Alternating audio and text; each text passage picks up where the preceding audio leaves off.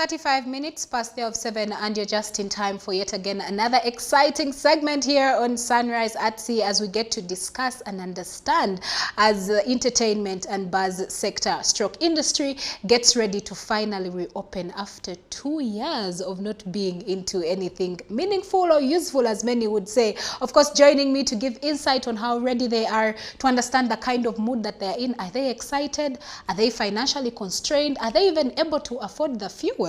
Well, he's none other than Joel Kajoba, and he's the manager at Noor's Restaurant together with Uzuri Restaurant, and he's also CEO of Kajo Events. I feel like I should also be a CEO. I'm going to be like CEO of Shivan Events. Good morning, Joel, and thank you for joining us this morning on Sunrise. Yes, good morning, Shivan. It's a pleasure to be here with you today. Well, basing on the fact that Buzz and Events, you as an events manager, yes, what are your thoughts? What is the mood like? Are you excited, basing on the fact that as of today you're able to commence work freely without no one even saying, please do not do this? Yeah, true. Now, Shivan, I should say, I'm really so excited, and on behalf of the entire entertainment sector, we are very, very excited. You know, like spending 2 years without working, you cannot fail to be excited. So we are really so excited and very thankful. Okay, yes. So even as you reopen Buzz, I need to understand, because for the major concern, for the public at large, for the different stakeholders involved, I mean Ministry of Health, together with their partners, their major concern is the fact that the spread of COVID-19 is something that they always want to mitigate. So as an events manager, even looking at how Buzz operate, how are you planning to make sure that some of these standard operating procedures are enforced? Okay, about that issue, we really respect the SOPs, like how the Ministry of Health set it. So we have come up with good plans, majorly like using of the masks. We are sticking to that, and I want to send out the information to all the clients that every time like you're coming to a bar or a restaurant, at least you need to put on your mask. Then secondly, we've been pushing out the information to all our staffs everywhere.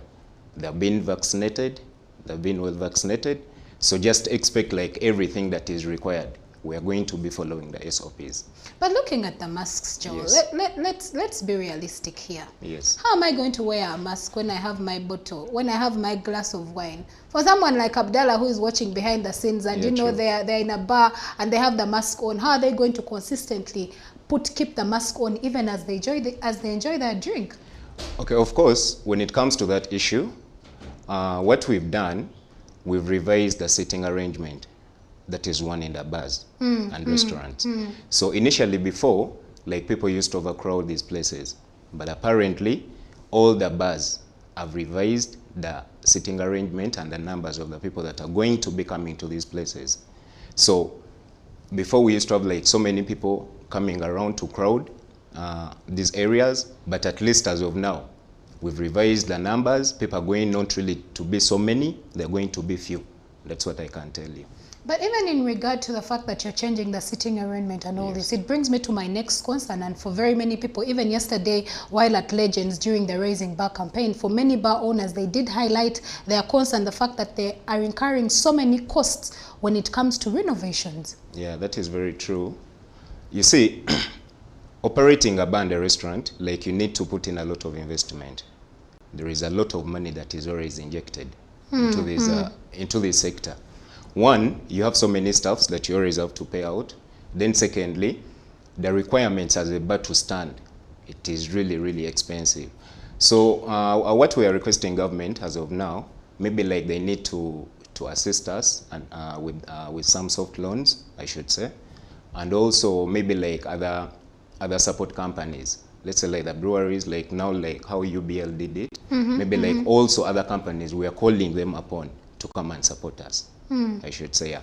So what challenges have you experienced along the way? I mean, today I'm sure you've been working towards, as an event organizer, and even for different bar owners, they've been trying to forge a way forward even as bars officially open today. So what challenges have you come across to make this happen? Shivan, we've faced so many challenges. One, maintaining a place for 2 years without operating, it's not really something easy. First of all, like you have to pay the security guards. Remember, like you're not running this place. you're not making any money. So we've been facing challenges of like maintaining the systems. Remember, like we have the music systems, and like all these electrical machines. When you spend some time without like using them, automatically they get spoiled. And secondly, also the premises. Yes. That is one. So maintaining a place for 2 years without working, it's not something easy. Yes, true. So we've been incurring so many expenditures whereby like we've not even been generating money, income out of the what? Out of the business. So you find that this has really been a very big challenge, and also to the staffs. At the end of the day, like we used to have like good staffs, but because of COVID, most of them have dispatched to different places. And secondly, like remember, like during those 2 years of the total lockdown, you could every time get like your staff, like you help me with this, you help me with this, but we weren't getting anything from government. That is a fact. We weren't getting any support from government. So it has not really been easy to our side, but at least we are thankful to God that today these places are getting opened, and we are very, very happy. That's why you can see I'm putting on white. I can even see the smile on your face. We are very happy. We are very happy. Well, I was reading a report that was released by you, boss, and it did state that almost 100 bar owners will not be returning to business, and those are just bar owners minus the staff. So I'm thinking, if bar owners are not returning to their line of business, and for very many people who have been out of employment, I'm sure they have decided to take on different roles at different employment institutions. So are you able to recall, or even what's your take on the fact that not so many people will be going back to the entertainment industry? Yes, my take on this, one, it's a loss to the government, I should say. Because when you look at the revenue contribution of the bars and events to this economy, it's really big. Yes. So look at a scenario like in 2016, UBL, Uganda Nile Breweries, was the second biggest taxpayer in the country. And when you look at this, like they get this money from the what? From the events, because automatically like people drink, they consume their products and all that.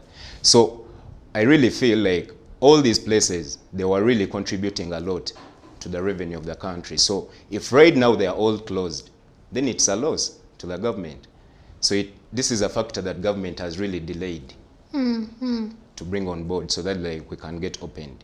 But I do understand that this is, I do understand that this is also a triple-down effect. It's just not only for bar owners or people in the entertainment industry. It's a triple-down effect, because for one event to take, let's say, a beer, it's probably made out of sorghum millet. It's probably also made out of barley. So these are all farmers in downtown, probably in Bali or wherever it is that they grow it from, that are actually not also in employment in one or the other. Yeah, that is true. So, okay, when you look at this thing, like it doesn't not only affect us with the bar and events owners or stakeholders, it affects the entire country at large. Because at the end of the day, like all the things that we use, look at the service providers, the service providers. At the end of the day, like even these companies that do the production of the beers and all that stuff, they get all these products from the what? From the farmers. So end of the day, like if the consumption has been less, that means also these companies will reduce on the things that they get from the what? From the farmers. That is one. Then two, look at how other service providers have been affected. Yes. Secondly, like now when you look at with the event organizers, when you come to an event, of course, like we have people that do provide food to the people that come to the events. We have people that do the lighting. We have the people that who handle the music system and all that. So all the period that we've been closed, all these sectors have not been operating. They have not been operating. And it is a very big concern to the government. At the end of the day, like, when someone is not earning. If someone is not earning anything, of course, that's when you see people like turning to thefty and all that. So it has really been a very big challenge, but at least right now we are thankful to God that the bars are going to be opened. You mentioned something that is quite fundamental, which Yes. actually brings me to my next concern, which in reference to financial constraints. As an Yes, event true. still organizer, I mean, you're definitely going to be you're working towards putting up events and I beg your pardon, and putting together all these artists and making sure that they're able to perform. Yeah, so true. how are you going to be able to pull off these performances again like they used to, now that we're living in a time where, first of all, COVID-19 has greatly hit the economy? Yeah, true. We're living in a time where fuel prices are over the roof. People are just returning to businesses. Parents have taken their children to school, so they're not True. probably looking for enjoyment. So what is the way forward? Okay, the way forward is, first of all, of course, it's going to strain us as event organizers and bars, because previously, like, everything is not going to be like how it used to be. People have resorted to home drinking. They drink from their homes. Bagala vibe. Bagara vibe. So they drink from their home areas. I should say it's going to affect us, but of course, like, we are holding talks with the different stakeholders, like as you said, the musicians and all that. So I think everyone has to understand each other. You know, I will not really pay you like how I used to pay you before. So we shall be having talks with the different people, the different service providers. Then secondly, even the stakeholders, I said, like the musicians, because you won't come and ask me for 50 millions. Yet, like, you know, you can see how the economy is. So I think it's going to be more of understanding each other. Yes, that's how we're going to be doing it. And also, like, looking at the time itself. Because right now, curfew is still on. You may not really have an event that is going to run across the night. Though, like before, they used to end around midnight. That was the time that was set. So maybe, like, we are planning to pull the time down. So, like, events will be starting earlier, then maybe they end very early, not so late. But events are better off enjoyed in the night. I don't know. What do you think? But anyway, I am very well aware Yes. that we have different associations that are Yeah, working true. with bar owners, that are working with events managers. We have True. the Legit Bar Owners Association. We have the Bar Owners Association. Have these tried to come up and sort of support people like you in one or the other?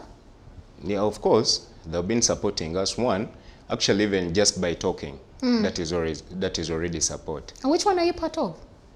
Me, I'm not part of anything. Okay. I'm not part of anything. But of course, like, these associations are there and they've been operating.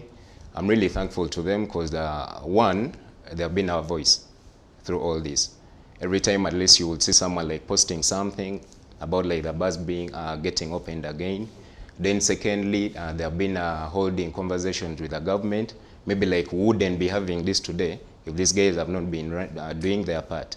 I'm really thankful to them. So we really think, like, whatever that they have been doing, it has been for the benefit of all of us. And that's why we are open to them. Is there a particular reason as to why you are not part of any of these associations, or you belong to another? Not really. I don't have any. No, I don't have any I'm asking genuine for reason. the silent Yes. majority that are watching this morning. No, I don't. I don't have any genuine reason. Maybe, like, I'm not yet ready Okay. to join any association. Okay. Yes.